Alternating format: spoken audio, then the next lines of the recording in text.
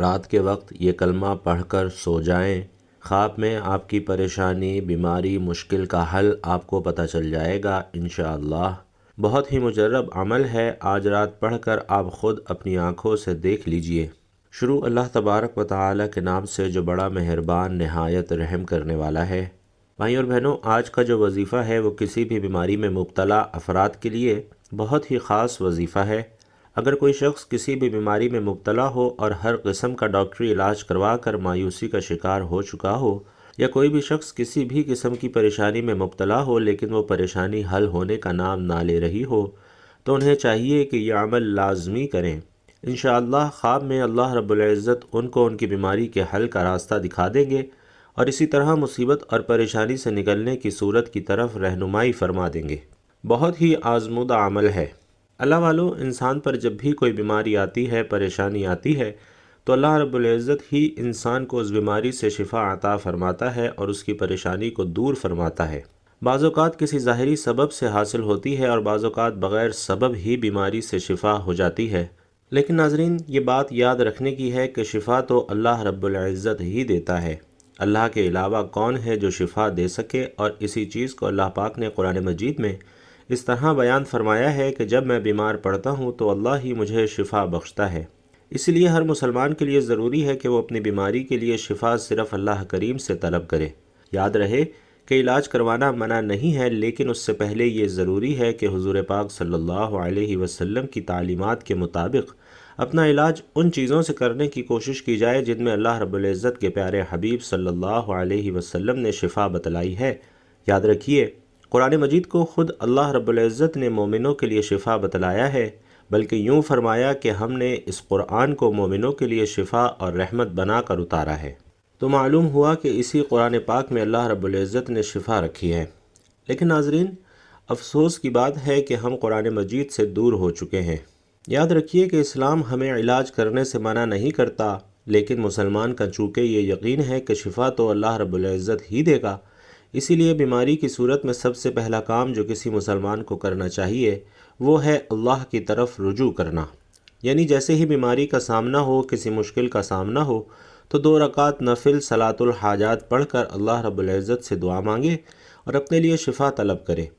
اس عمل سے اللہ رب العزت اپنے بندے کو شفا دے گا، اور اگر شفا نہیں ہوتی تو پھر صدقہ کریں، کیونکہ احادیث میں یہ بات ثابت ہے کہ اللہ رب العزت صدقے سے پریشانیوں اور مصیبتوں کو دور فرماتا ہے، اور پھر بھی شفا نہیں ہوتی تو پھر معالج کے پاس جائیں۔ اس کے علاوہ احادیث میں اور بھی تعلیمات ملتی ہیں جو کہ بیمار کے شفا کے لیے بتلائی گئی ہیں۔ مثلاً آب زمزم کا استعمال یا شہد کا استعمال کرنا۔ تو معلوم ہوا کہ علاج کروانا بھی ضروری ہے، لیکن علاج کے ساتھ ساتھ اپنے لیے اللہ رب العزت سے دعاؤں کے ذریعے شفا طلب کرنا بھی ضروری ہے۔ وہ طاقت جو اللہ رب العزت نے قرآن پاک میں رکھی ہے اور آپ صلی اللہ علیہ وسلم کی زبان مبارک سے نکلے ہوئے الفاظ میں رکھی ہے، وہ طاقت دنیا کی کسی بھی چیز میں نہیں ہو سکتی۔ حضرت خالد بن ولید رضی اللہ تعالیٰ عنہ کا مشہور قصہ ہے کہ کفار نے ایسا زہر تیار کیا کہ اگر زمین پر گرتا تو اسے بھی جلا دیتا، اور کفار نے اس بات کا اعلان کیا کہ ہم نے اپنی تلواروں پر یہ زہر لگایا ہوا ہے، جس کے بدن کے ساتھ یہ زہر لگے گا وہ زندہ نہیں بچ سکے گا۔ جب حضرت خالد بن ولید رضی اللہ تعالیٰ عنہ نے یہ بات سنی تو ان سے کہا کہ ذرا میں بھی تو دیکھوں کہ وہ زہر کیسا ہے۔ کافروں نے جب آپ کو وہ شیشی دی تو آپ رضی اللہ تعالیٰ عنہ نے نبی پاک صلی اللہ علیہ وسلم کی بتلائی ہوئی دعا پڑھی اور وہ زہر کی شیشی منہ کے ساتھ لگا دی، اور کفار کی آنکھیں پھٹی کی پٹھی رہ گئیں۔ اللہ والو، اسے بولتے ہیں اللہ پر یقین۔ اگر 1000 بار بھی قسم کھائی جائے تو بیجا نہ ہوگا کہ اللہ کے کلام اور پیارے نبی صلی اللہ علیہ وسلم کے بتلائے ہوئے اعمال میں بڑی طاقت ہے، اس لیے ان اعمال کو پورے یقین کے ساتھ کرنا چاہیے۔ تو چلیے آج کے عمل کی جانب بڑھتے ہیں، جو کہ ایک قرآنی عمل ہے اور ہر بیماری سے شفا کے لیے بہت ہی طاقتور عمل ہے۔ اس عمل کی برکت سے اللہ رب العزت آپ کے جسم کی بیماری سے آپ کو نجات عطا فرمائیں گے اور ہر بیماری سے آپ کو شفا حاصل ہوگی۔ تو ڈاکٹروں کے پیچھے بھاگنے سے پہلے ایک بار یہ عمل آپ نے ضرور کرنا ہے، انشاءاللہ آپ کو ڈاکٹر کے پاس جانے کی ضرورت ہی نہیں پڑے گی۔ اس آیت میں ایسی طاقت ہے جس سے ہر بیماری اللہ رب العزت کے حکم سے ختم ہو جائے گی۔ اس آیت کا یہ عمل ایسا مجرب عمل ہے جس سے آپ کی انشاءاللہ ہر بیماری دور ہو جائے گی، بس اس عمل کو آپ نے پوری یقین کے ساتھ کرنا ہے اور اللہ رب العزت کی ذات پر مکمل بھروسہ کرنا ہے۔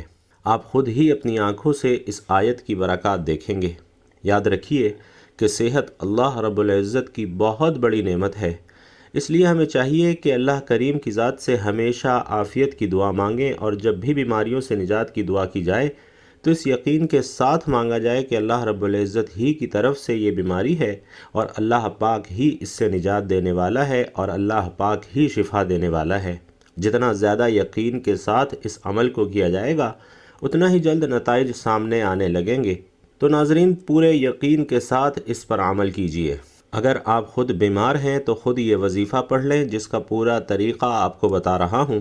اگر آپ کے گھر میں کوئی بیمار ہے جس کا علاج کروا کر آپ تھک چکے ہیں تو رات کو یہ عمل پڑھ کر سو جائیں، خواب میں آپ کی پریشانی کا حل انشاءاللہ آپ کو مل جائے گا۔ یہ قرآن کی سورتوں اور کلمے کا عمل ہے۔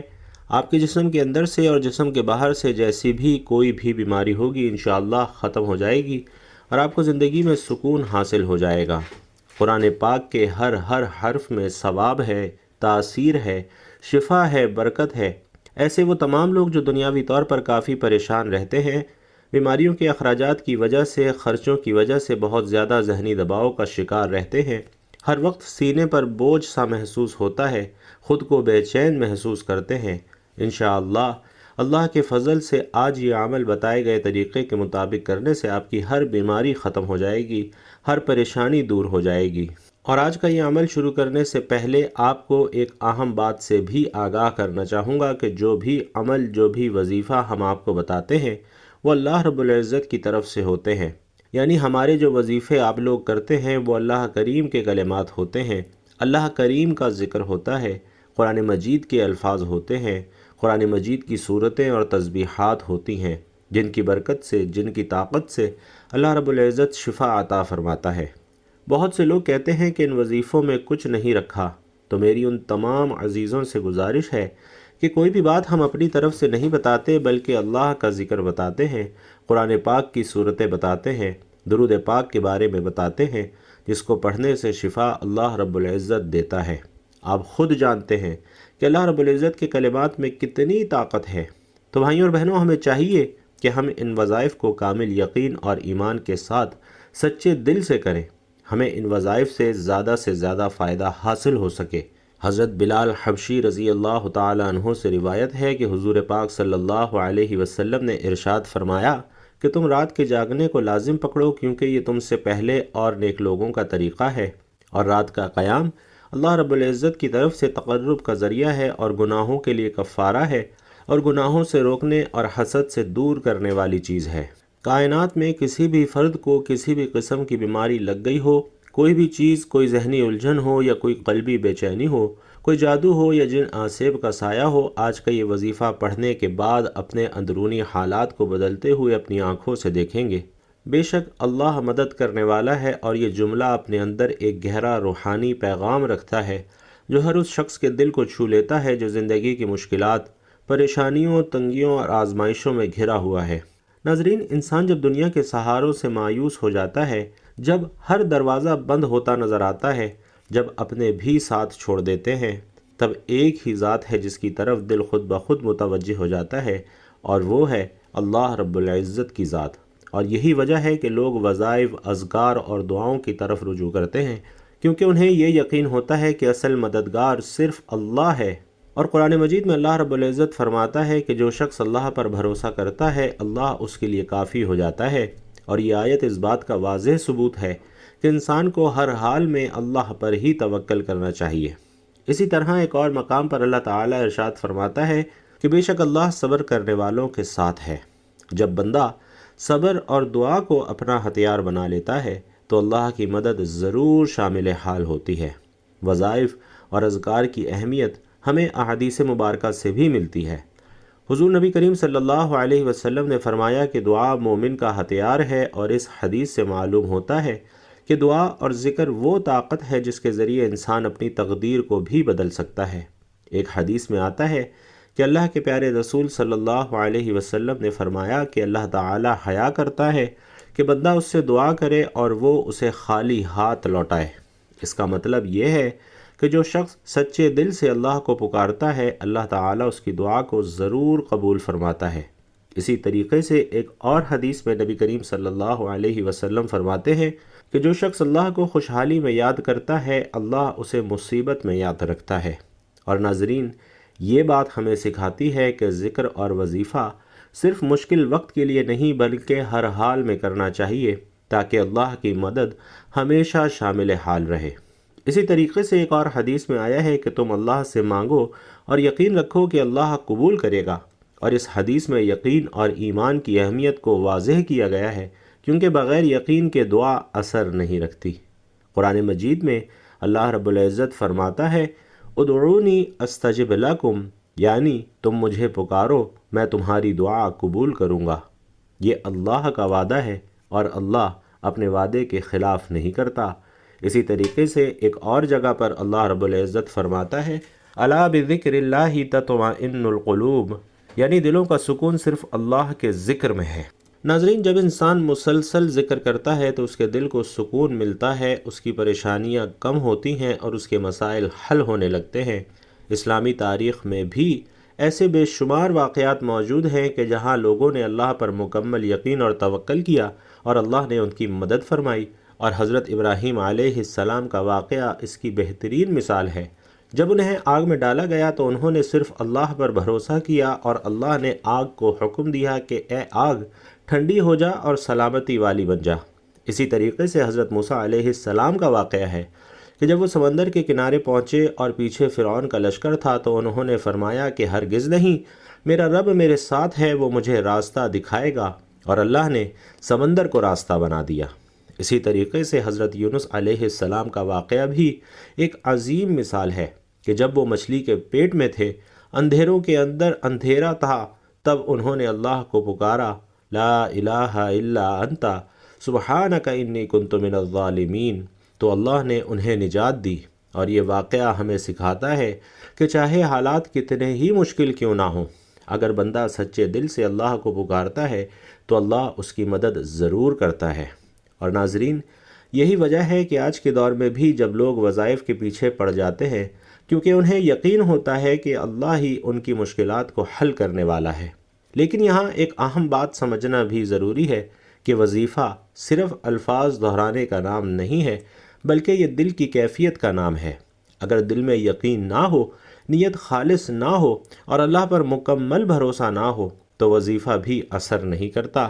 تو اصل چیز اللہ پر یقین، اخلاص اور صبر ہے۔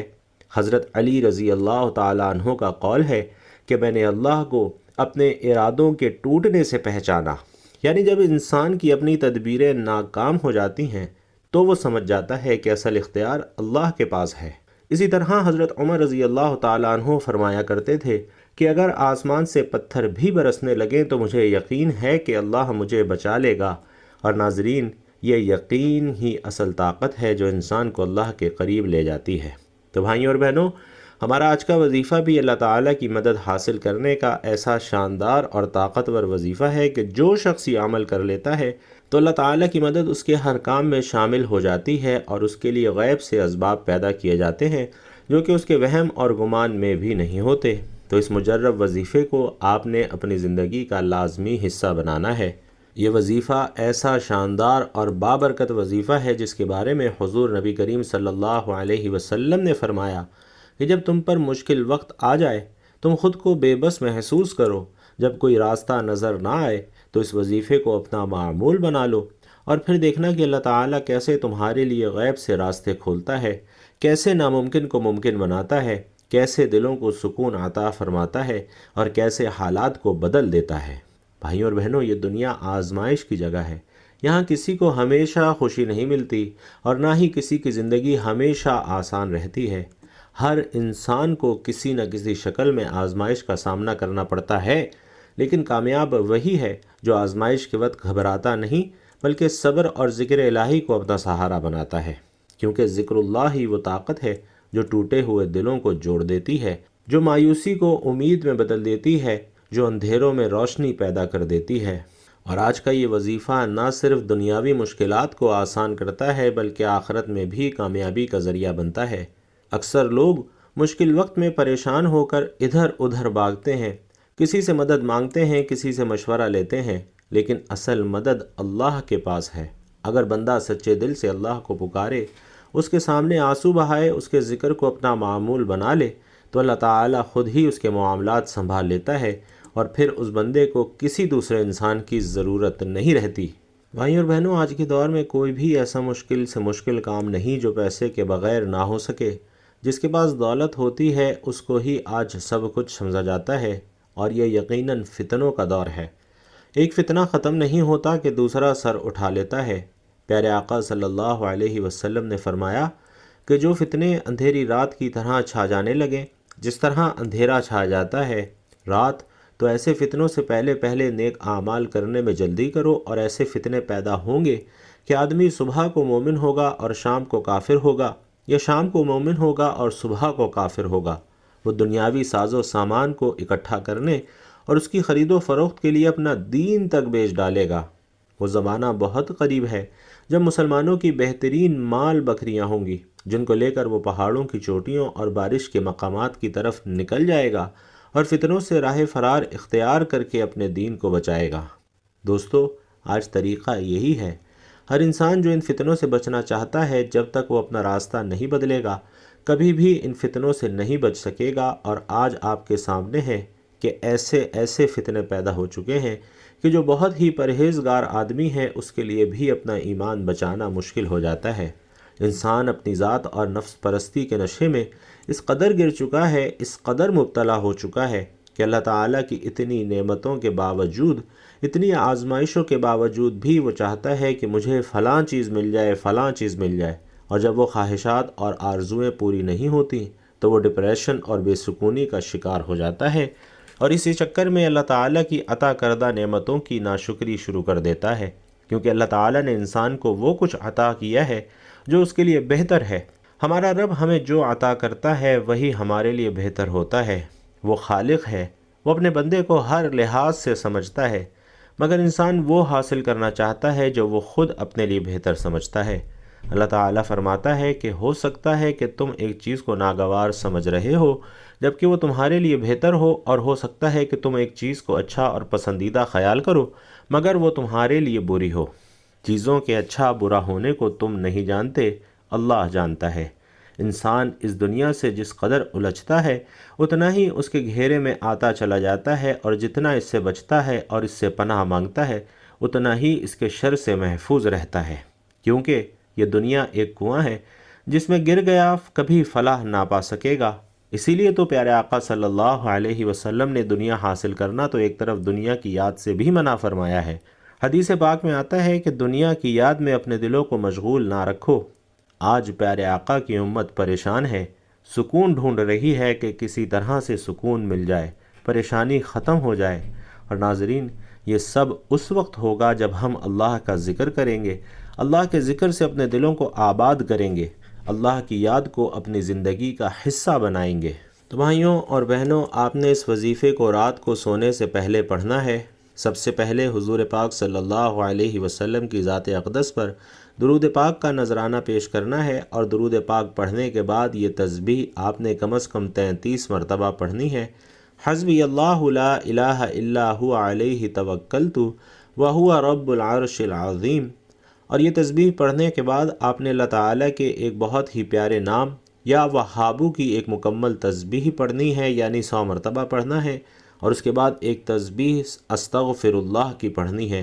سورۃ الفاتحہ اور سورۃ الکوثر 7 مرتبہ پڑھنی ہے، اور اس کے بعد آخر میں پھر درود پاک پڑھنا ہے۔